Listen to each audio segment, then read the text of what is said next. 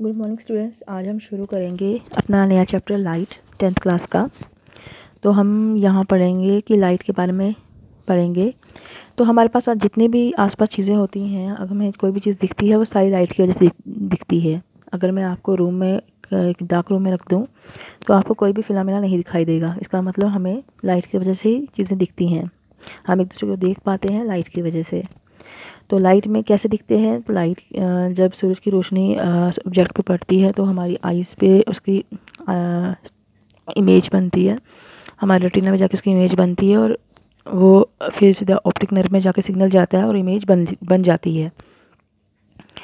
अब यहाँ बोला गया है कि ये सिर्फ इतने फिनोमेना नहीं है, जैसे तारों का चमकना, हमारी इमेज का बनना, मिरर में रेनबो का बनना, लाइट का बैंड होना, ये सारे फिनोमेना लाइट की वजह से दिखते हैं।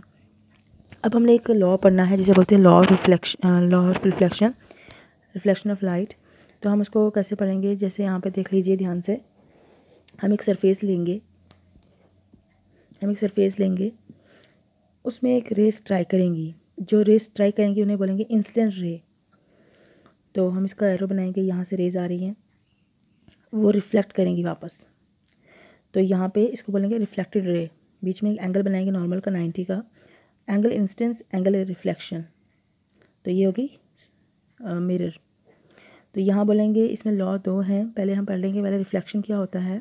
रिफ्लेक्शन, तो रिफ्लेक्शन क्या है? Bouncing back of light. Bouncing back of light is called reflection. ये मीडियम से पास नहीं हो पाती। रिफ्लेक्शन में लाइट मीडियम में से पास नहीं हो पाती, उसे बोलते हैं रिफ्लेक्शन।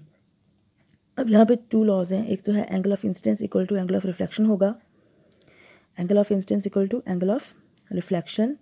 सेकेंड है incident ray, reflected ray and normal ray, तीनों एक ही प्लेन में होंगे।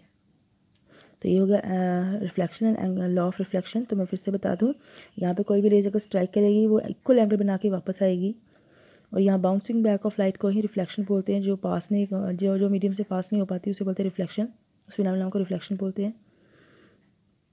तो यहाँ पे हम बोलेंगे incident ray, reflected ray, normal ray, angle of incidence, angle of reflection. तो फर्स्ट लॉ क्या है? Angle of incidence equal to angle of reflection.